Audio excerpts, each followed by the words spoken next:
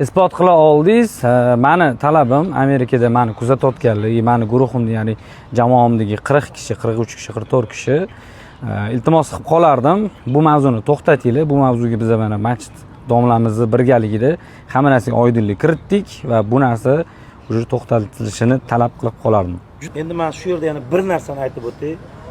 Akami videosidan, boshqalarning videosidan, boshqalarning videosidan juda ham ko'p odam meni qarg'adi, so'kdi, qudandali odamman, haqorat qildi, oilamga ta'sir qildi. Даже farzandlarim yig'lab, "Dadajon, siz bunaqa odam emassiz, biz sizga ishonamiz" deydi. Alloh guvohligida masjid oldida imom hatto guvohligida aytaman, mana shu fitna qilgan odamlarni, so'kkan, haqorat qilgan odamlarni barchasini vallohi Allohga qasam kechirdim. Chunki men mo'min, mana akam aytdilar, mo'minga ozor yetishini xohlamaslik kerak ekan. Kim kommentariyada yomon yozgan bo'lsa, kim meni haqorat qilgan bo'lsa, Alloh guvohligida, mana shunday odamlar guvohligida kechirdim. Bu tomonni ham bitta ko'rsatib qo'y, shuncha odamlar kelgan, hammasi faktlar bilan futbolka sotgan odamman, futbolkalarda biletlar sotgan hamma keldi. Meni alhamdulillah yuzim bilmadim, yorug' bo'ldimi, nima deysiz o'zi qolgan. Inshaalloh bu yerda anglashilmovchilik va tushunmovchilik bo'lgan. Alhamdulillah bu narsa ko'rsatildi, hammasi gaplashildi va inshaalloh bu yerda ortiqcha tuhmat qilgan va gapirganlar Allohga istig'for etib tavba qilsinlar va inshaalloh Allohdan so'raymizki, hammamiz yuzimiz o'zini huzurida yorug' bo'lsin.